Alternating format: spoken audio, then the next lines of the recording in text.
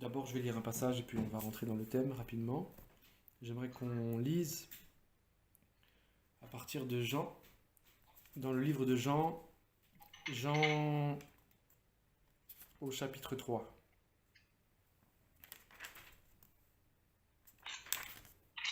Jean chapitre 3. C'est des passages qu'on connaît tous, qu'on a déjà lus et relus, mais ça fait pas de mal de relire et de voir où Dieu vous a amené. Je vais lire à partir du chapitre 3, verset 1. Il est écrit: Mais il y eut un homme d'entre les pharisiens nommé Nicodème, un chef des Juifs, qui vint, lui, auprès de Jésus de nuit, et lui dit: Rabbi, nous savons que tu es docteur venu de Dieu, car personne ne peut faire ces miracles que tu fais si Dieu n'est avec lui. Jésus lui répondit: en vérité, je te le dis, si un homme ne naît de nouveau, il ne peut voir le royaume de Dieu. Nicodème lui dit: Comment un homme peut-il naître quand il est vieux?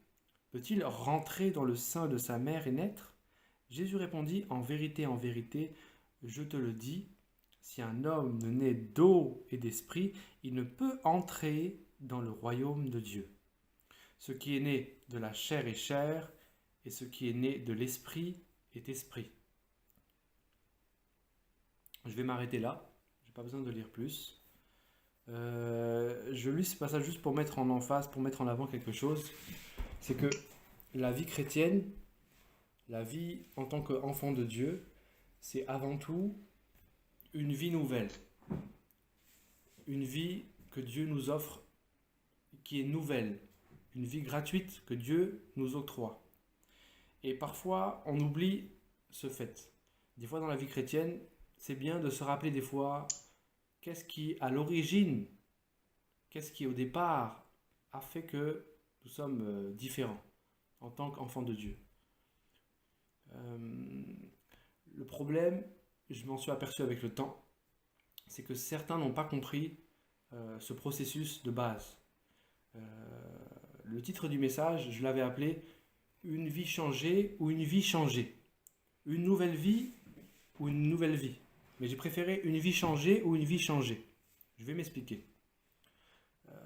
Beaucoup de chrétiens, et aussi d'entre guillemets chrétiens, ont l'habitude de dire que Jésus a changé leur vie. Et on a l'habitude aussi de parler aux gens et de leur dire que Jésus est capable de changer leur vie.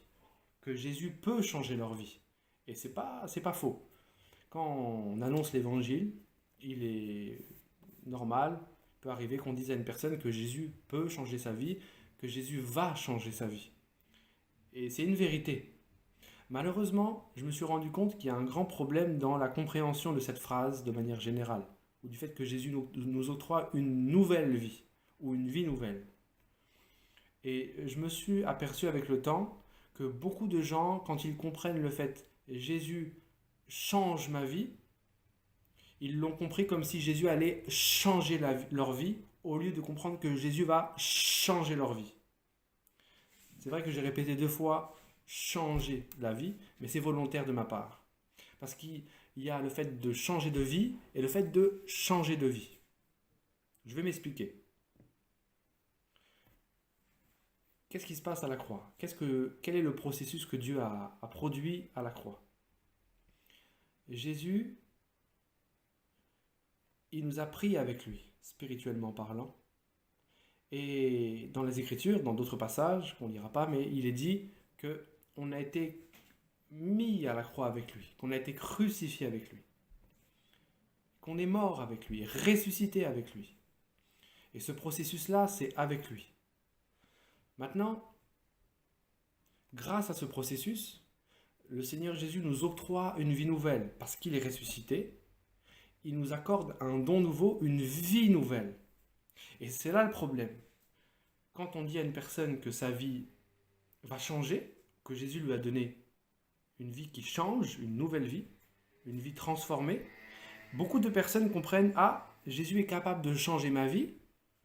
Ils pensent que Jésus va améliorer leur vie.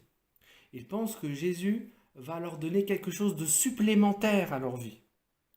Ils pensent que Jésus peut déplacer, bouger leur vie. Ils pensent que Jésus peut habiller leur vie. Ils pensent que Jésus peut apporter un plus à leur vie.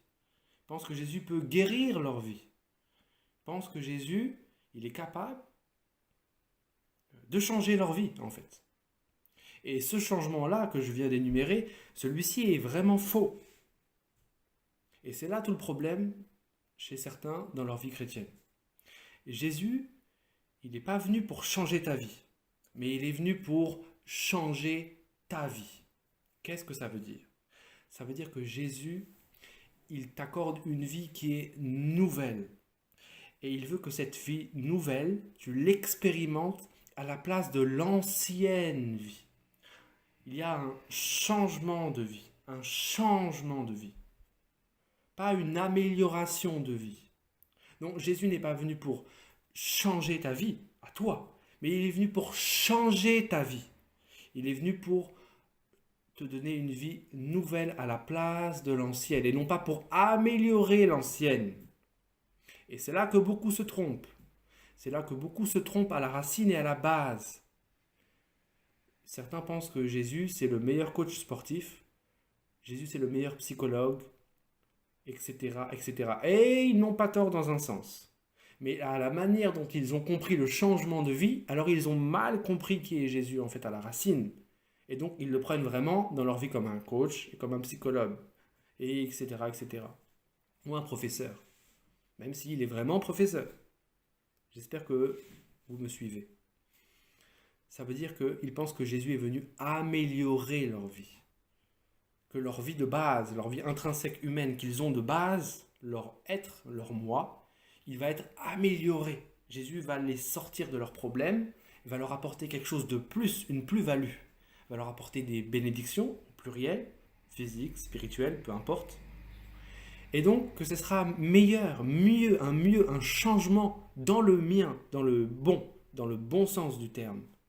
Or, ce n'est pas du tout le plan de Dieu. Et c'est là le problème. C'est que le plan de Dieu, il est complètement inverse avec cette pensée. Le plan de Dieu pour ta vie, ou pour ma vie, c'est de changer ta vie au point que ta vie à toi, il la détruise. C'est pour ça que ta vie, il l'a mis à la croix, avec celle de Jésus. Ta vie est allée à la croix. Et quand Dieu a vu ta vie, il a dit, voilà ce que mérite la vie de cette personne, la croix.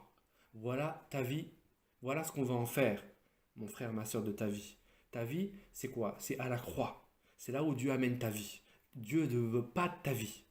Dieu ne veut pas changer ta vie. Parce qu'il n'y a aucun espoir pour ta vie. La seule chose que Dieu veut faire, c'est changer ta vie au point de te donner une nouvelle vie. Et c'est là que beaucoup sont dans l'erreur. Beaucoup se trompent à la racine, à la base. Et beaucoup veulent vivre une vie chrétienne avec leur ancienne vie et acquérir des améliorations de vie. Et plus ils avancent dans la vie chrétienne, et plus Dieu leur fait découvrir cette vie par révélation et par expérience pratique, plus ces gens sont frustrés. Parce qu'ils s'accrochent à cette ancienne vie. Et ils n'ont pas les améliorations qu'ils comptaient avoir au début, qu'ils avaient compris qu'ils auraient. Mais plutôt, ils ont une destruction de cette vie. Et oui, pour que tu puisses bénéficier de la vie nouvelle que Dieu t'a donnée, il y a ta vie ancienne qui bloque. Dieu doit démolir cette vie-là. Et ça fait mal. Ça fait même des fois très mal. Dieu s'y prend d'une manière ou d'une autre avec chacun. Il nous connaît tous et il sait comment s'y prendre. Mais Dieu va toujours attaquer ta vie propre pour l'écraser, pour la briser, pour que la vie nouvelle qu'il a mise en toi, tu puisses l'expérimenter. Et c'est ça dont le changement de vie dont Dieu parle quand il parle de la nouvelle naissance, quand il parle de naître de nouveau. Il veut dire que tu dois expérimenter une vie nouvelle, une vie qui n'est pas d'ici, qui n'est pas de la terre. C'est une vie qui est du ciel. C'est pour ça qu'on peut dire, littéralement, en tant qu'enfant de Dieu, que nous sommes des extraterrestres. Maintenant, je mets des grandes guillemets à ce que je dis parce que certains vont croire que quand je parle d'extraterrestres, je parle de ce qu'on peut apercevoir dans les films hollywoodiens. Or, il n'en est rien.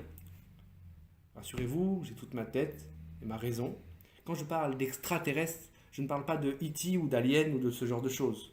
Quand je parle d'extraterrestre, je parle littéralement du terme extraterrestre. Quelque chose qui n'est pas de la Terre. Il est extraterrestre. Donc il est du ciel.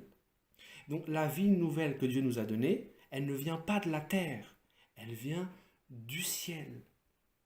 Ça veut dire, mon frère et ma soeur, que si tu es né de nouveau, si tu as cette nouvelle naissance dont Jésus a parlé à Nicodème, qu'on a vu dans le passage juste à l'instant, si tu as cette vie nouvelle, si Dieu a changé ta vie au point de te donner cette vie-là, sache que tu ne viens pas de la terre, mais que tu viens du ciel.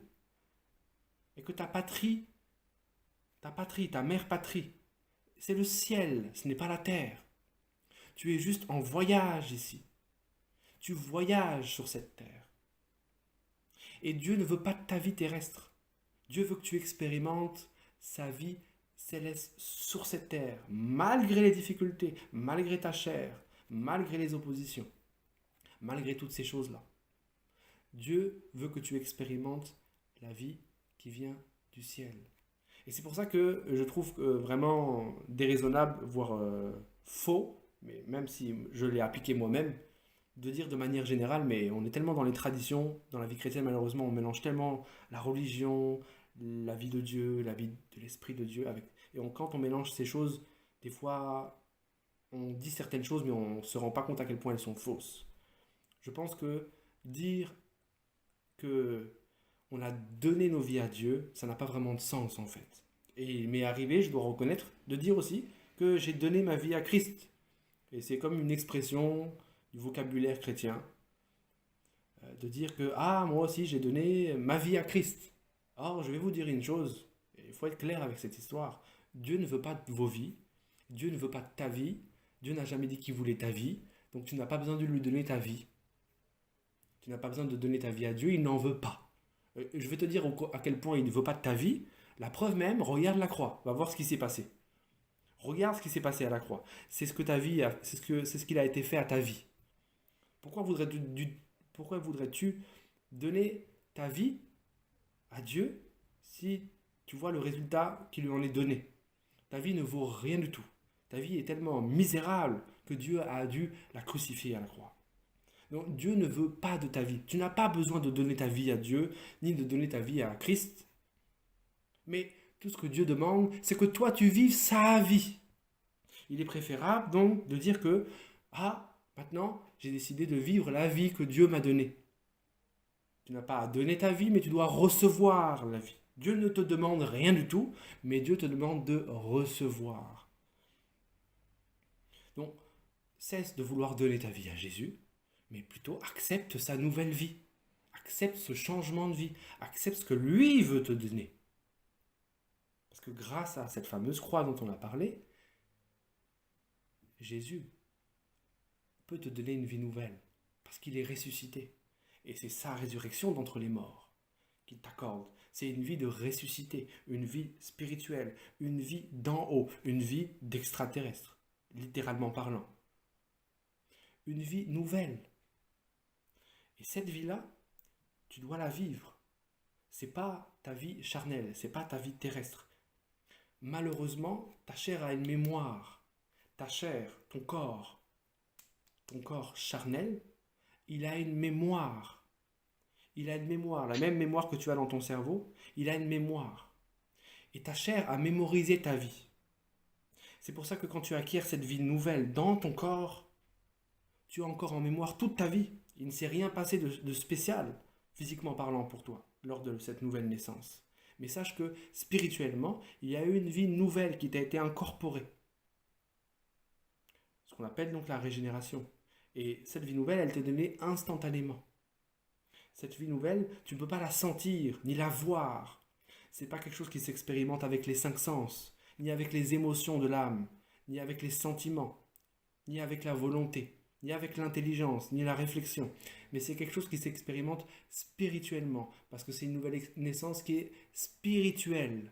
Donc comme elle est spirituelle, tu peux l'expérimenter spirituellement par la foi. Pas avec les cinq sens. Les cinq sens, ton corps. Tes émotions, ta réflexion, ton psyché, pour ton âme. Mais pour toucher cette vie spirituelle, tu as besoin de la foi. de croire. Et la foi, c'est un organe de ton corps dont tu peux utiliser pour être en réalité, pour toucher cette nouvelle naissance que tu as et la faire grandir.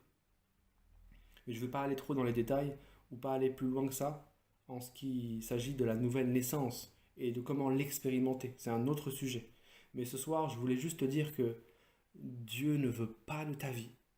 Dieu ne veut pas que tu lui donnes sa vie.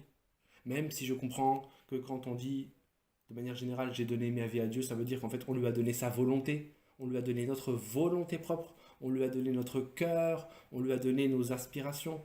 Je comprends ce que ça veut dire. Mais sachez que, bibliquement parlant, ça n'a aucune base. Aucune.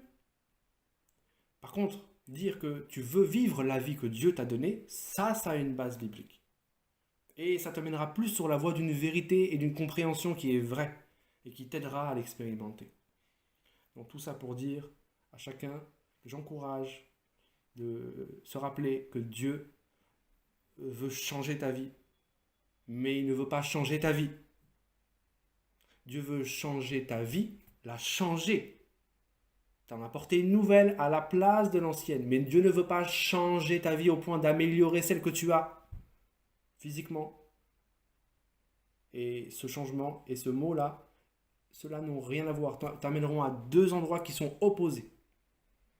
Et si tu as une bonne compréhension dès le départ, ça t'évitera beaucoup de frustration, beaucoup de souffrances inutiles, beaucoup d'incompréhension. Mais si tu comprends dès le départ que Dieu t'a donné une vie nouvelle et qu'il l'a changée, alors ça va beaucoup t'aider. Ça t'aidera rapidement et ça te donnera une fondation qui est vraie pour la suite. Voilà, c'était le message que je voulais vous partager ce soir. Que Dieu vous bénisse.